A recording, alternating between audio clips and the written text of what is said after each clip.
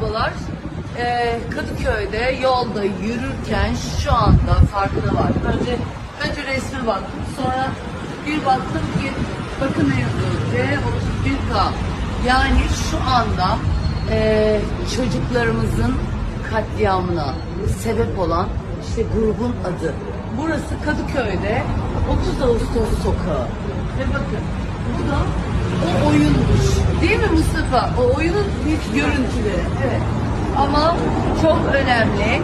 Demek ki bakın subliminal mesajları aslında sokaklarda veriyorlarmış ama bizlerin haberi yok. Buradan hem Kadıköy Belediyesi'ne duyurmak istiyorum hem de tabii ki tüm yetkililere sokaklardaki bu resimlere de dikkat edilsin. Bu resimler hemen silinsin.